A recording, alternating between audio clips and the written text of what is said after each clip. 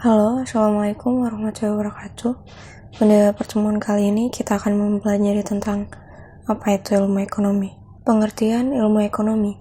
Ekonomi berasal dari bahasa Yunani, yaitu kos artinya rumah tangga, dan nomos yang berarti peraturan.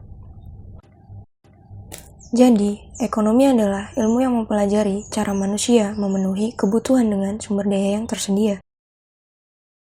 Lalu, manfaat apa yang didapat ketika belajar ilmu ekonomi? Yang pertama, menentukan cara yang tepat dalam memanfaatkan sumber daya yang langka menjadi alat pemuas kebutuhan yang memberikan kepuasan maksimal. Yang kedua, menggunakan alat pemuas kebutuhan yang terbatas dalam kombinasi dan pilihan yang paling memuaskan, serta yang terakhir, dapat memilih dan menetapkan urutan kebutuhan dari yang paling penting atau yang diprioritaskan sampai yang kurang penting. Adapun pengertian ilmu ekonomi dari para ahli, yang pertama dari Bapak Ekonomi yaitu Adam Smith, berpendapat bahwa ilmu ekonomi adalah penyelidikan tentang keadaan dan sebab adanya kekayaan negara. Yang kedua, ada Richard Gillespie mengatakan bahwa ilmu ekonomi adalah ilmu yang mempelajari pemanfaatan sumber daya yang langka untuk memenuhi keinginan manusia yang tidak terbatas. Yang terakhir, ada pengertian ilmu ekonomi dari N. Gregory Mankiw menyatakan bahwa ilmu ekonomi adalah studi tentang cara masyarakat mengelola sumber-sumber daya yang langka. Jadi, dapat disimpulkan bahwa ilmu ekonomi adalah ilmu yang mempelajari usaha-usaha manusia dalam memenuhi kebutuhannya yang tidak terbatas dengan sumber daya yang sangat terbatas atau langka. Selanjutnya, ada penggolongan ilmu ekonomi.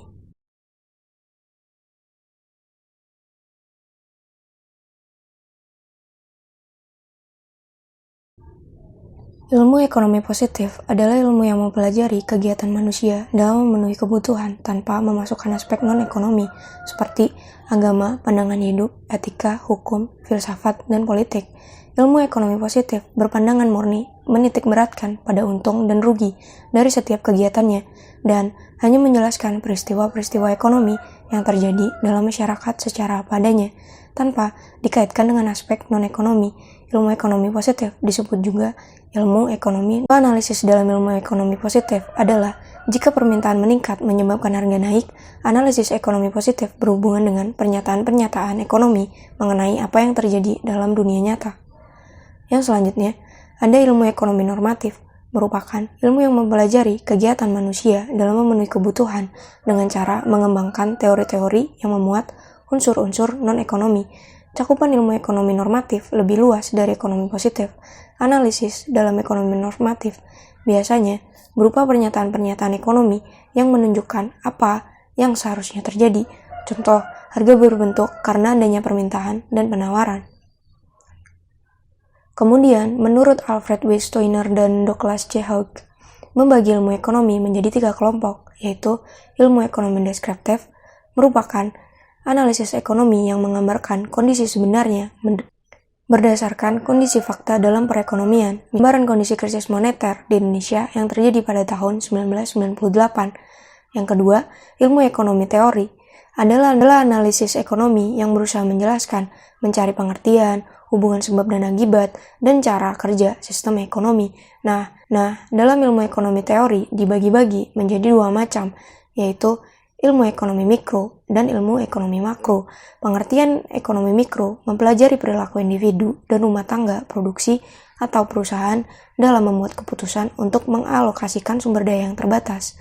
Dan ekonomi makro adalah mempelajari mekanisme kerja perekonomian secara keseluruhan, seperti tingkat pengangguran, pendapatan nasional, tingkat pertumbuhan, inflasi, dan tingkat harga.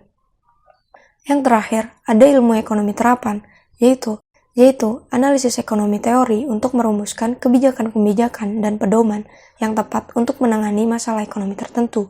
Jadi, ilmu ekonomi terapan lebih bersifat praktis dengan menerapkan pengertian ekonomi pada bidang-bidang atau masalah-masalah tertentu.